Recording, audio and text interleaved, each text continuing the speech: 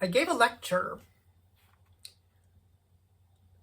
just about a year ago, on the 5th of March 2025, at Royal Military College in Canada. And the title was World War 3.0. My intention was to push away from a lecture I'd given the previous year at a conference on Cold War 2.0. And my thesis was that at least since February of 2022, we, the world, have been fighting a world war, a third world war, but because it is a very different kind of war from World War I and World War II, we don't realize that we're doing it. World War 3.0, to my mind, is a single global conflict with high-intensity aspects, high-intensity kinetic aspects, but it's characterized far more by its low-intensity information domain and cyber domain aspects. But they're all linked. It is possible to suggest that what we are seeing is a set of unconnected wars, a separate Ukraine war, Gaza war, Iran war. But I think that that approach is a mistake, and I'll explain why. First,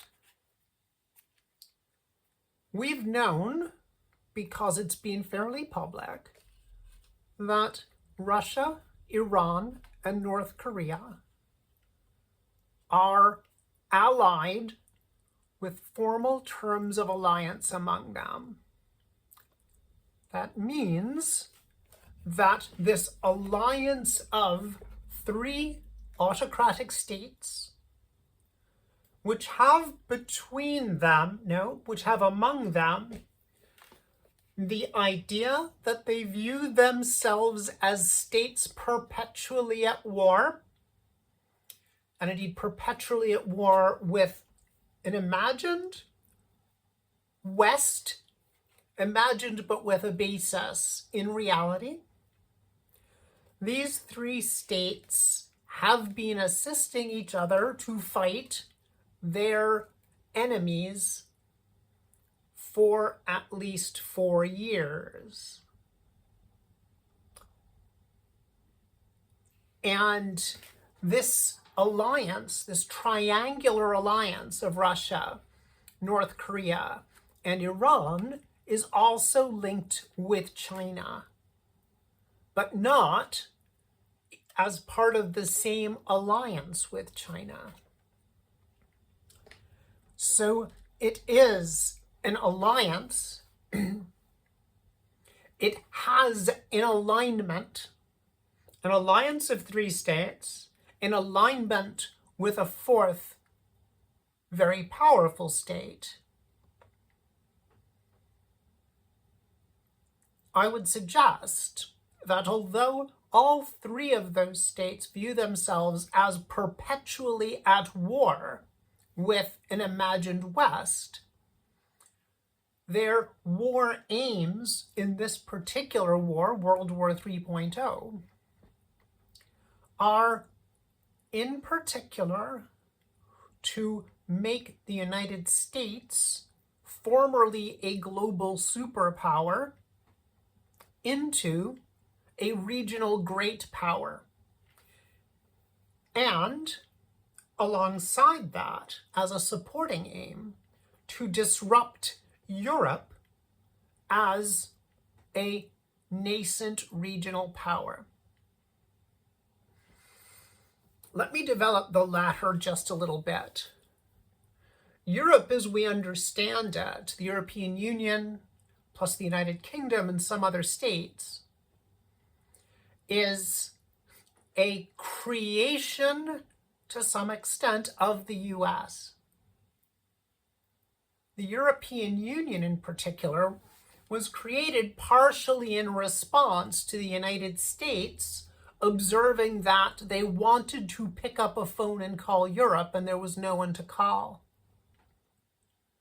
And the EU, as it became, formerly the European Community, before that the European Economic Community, before that the European Coal and Steel Union,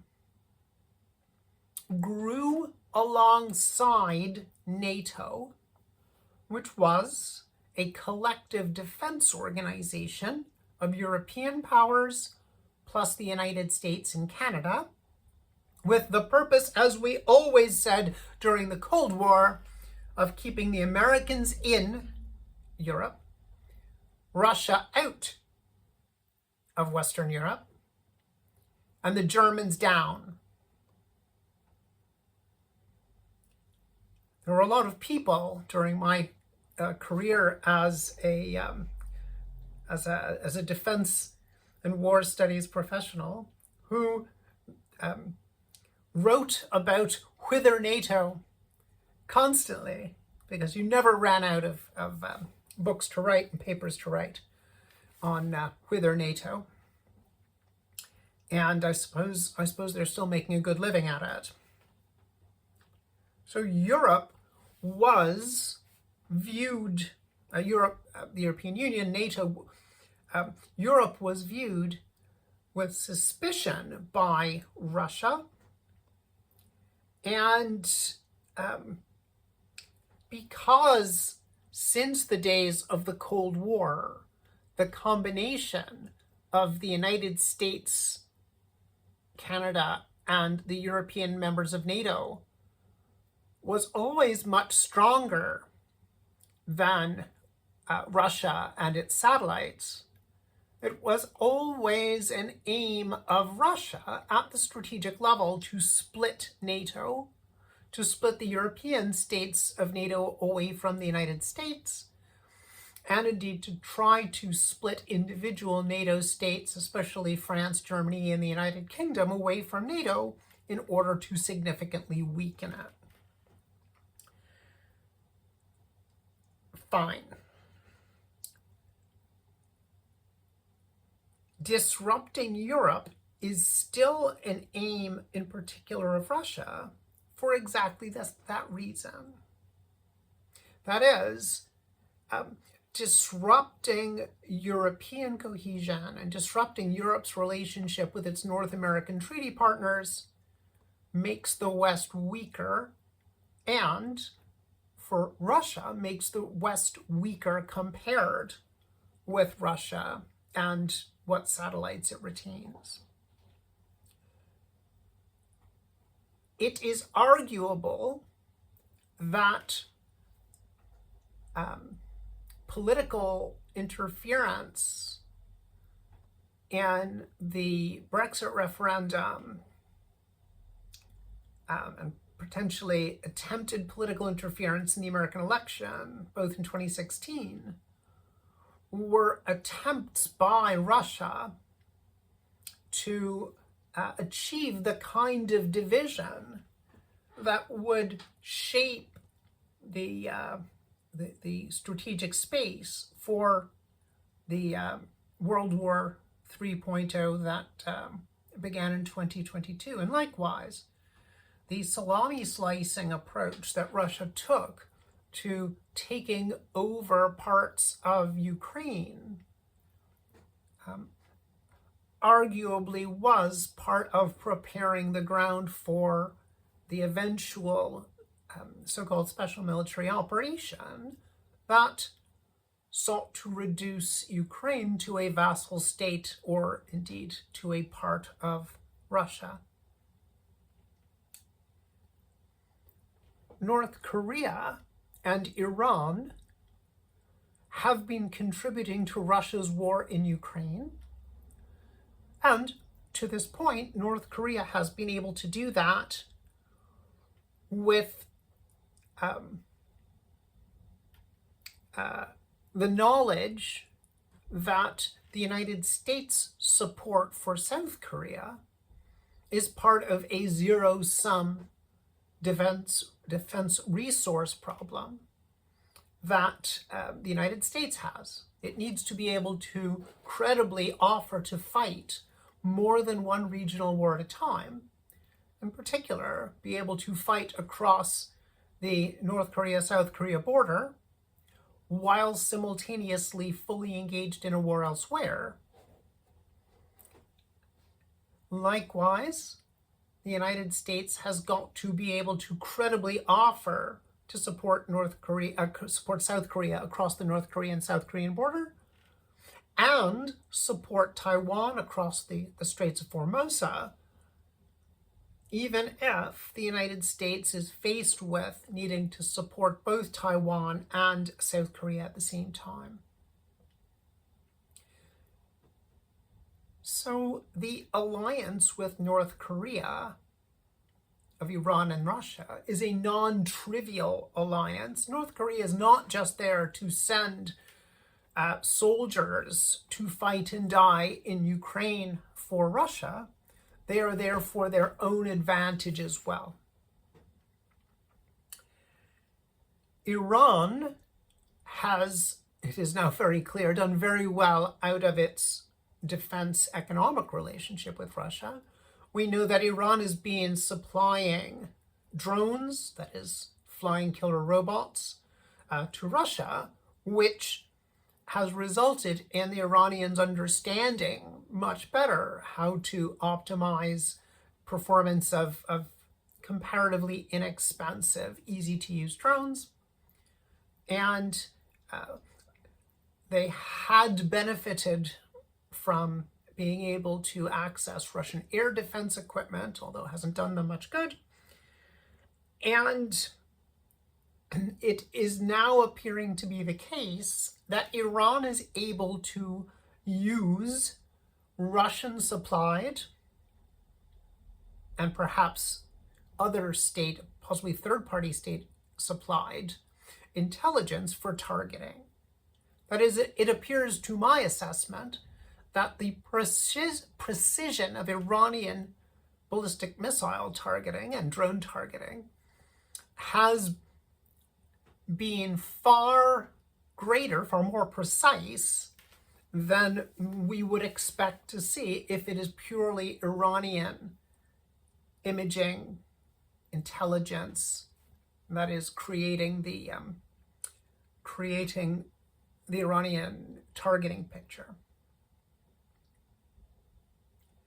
So I'm identifying an alliance, a triangular alliance of three states. And I'll note that one of those states started a new war in Ukraine, although arguably that war started in 2014, but started a new war in Ukraine with its so-called special military operation in February of 22. And that mission was meant to, that war was meant to be resolved in a matter of weeks, which of course it wasn't. As a result, Russia has been fully engaged in high-intensity conflict in Ukraine, where they have experienced a notable lack of success. Do I think that Iran, through its regional proxies, has been seeking to engage the United States more fully in the Middle East in order to take pressure off of Ukraine, or in order to dilute American commitment to Ukraine? And do I think that was the case in 2023 and 2024? I think it's possible. Once upon a time, when I was working in intelligence assessment, I had a boss who said, never say something is possible in your assessments. Everything is possible.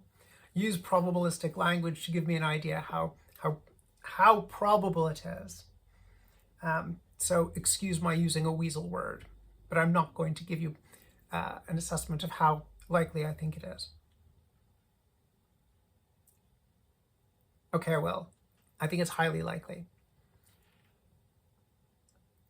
We don't yet know the extent to which Iran gave Hamas a go-ahead to attack Israel in October of 2023.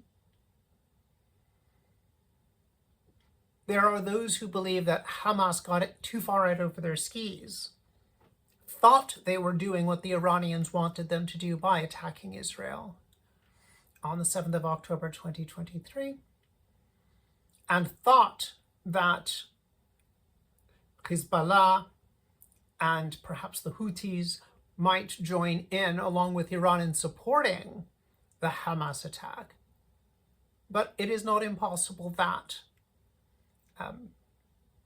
Iran did give a go-ahead for that attack.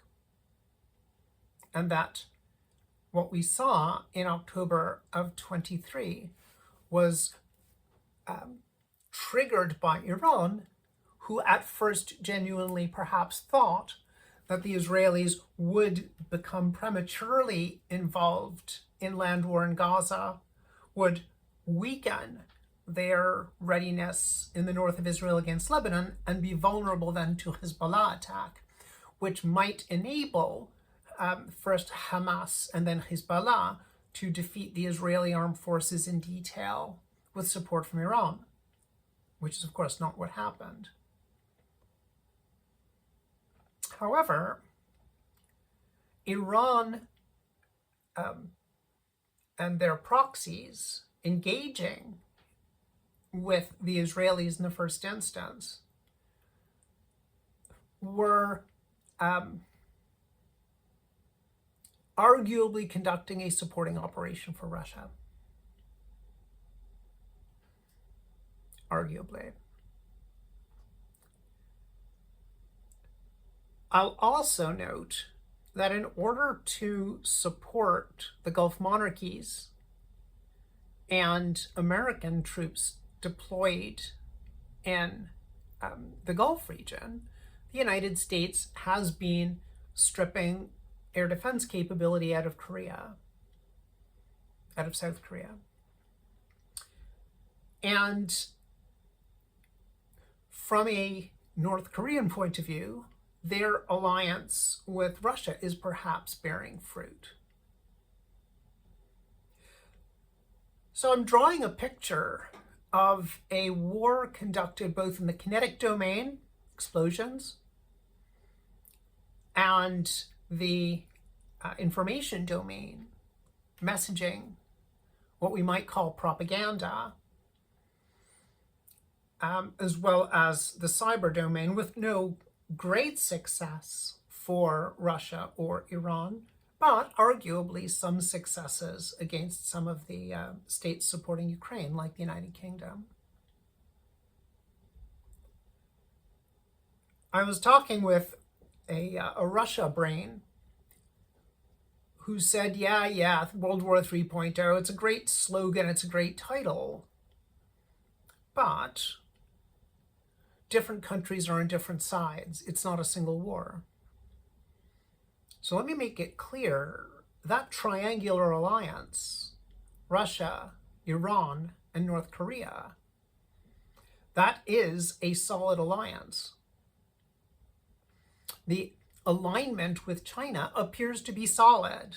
I have only just this minute seen reporting from Kimberly Kagan's people saying that there is evidence that China is resupplying Iran with solid missile fuel precursors during the present hostilities between the United States, Israel, and Iran, which is remarkable, but not surprising in view of what I've said so far.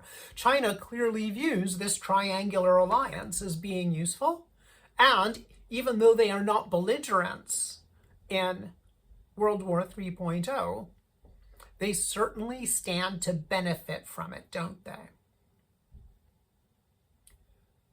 So it is a characteristic of World War 3.0 that there is a solid triangular alliance. There is that alignment with China.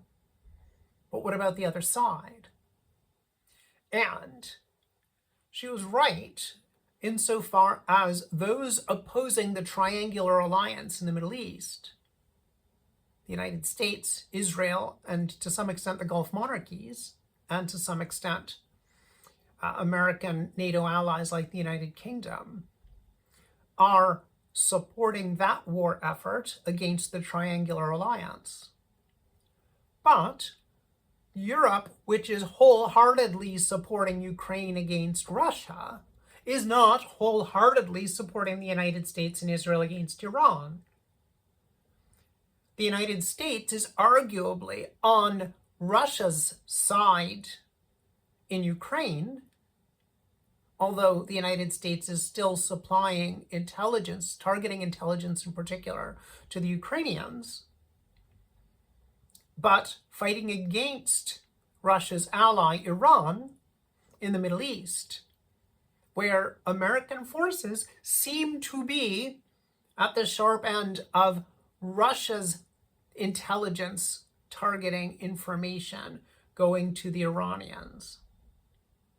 Which, by the way, I think is deliberate. I think the Russians are saying to themselves and to their allies that as long as the United States is providing intelligence support to the Ukrainians, the Russians will continue to provide targeting intelligence to the Iranians. So why do I still think it's a war? Well, one side in the war is not cohesive. One side in World War 3.0 still thinks that there is one war in Ukraine, one war in Iran and the Gulf, and the potential of war between North Korea and South Korea, or between China and Taiwan. And all the while, the United States was continuing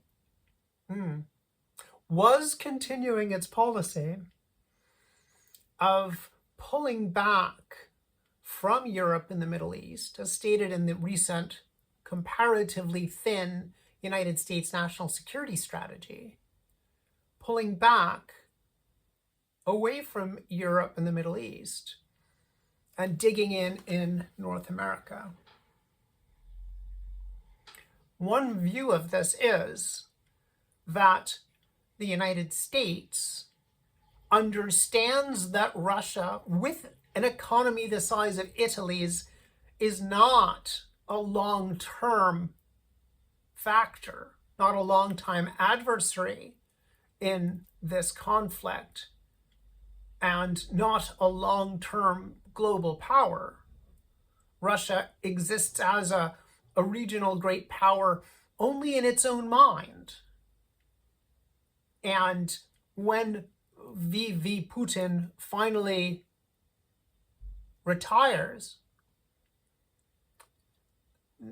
Russia will descend into a sort of post-Putin chaos, cease to be as much of a threat as it is, perhaps be carved up into chunks by its neighbors and former allies, and continue to exist as a much less powerful state, leaving the United States and China to face each other as the two superpowers in a future bipolar world. The Russian concept that it is part of a great power system with three great powers, the United States, Russia, and China, with three spheres of influence, one for each.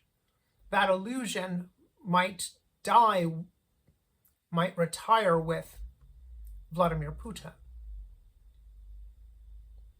So I concede that we do not see coherent opposition to this triangular alliance. But that does not mean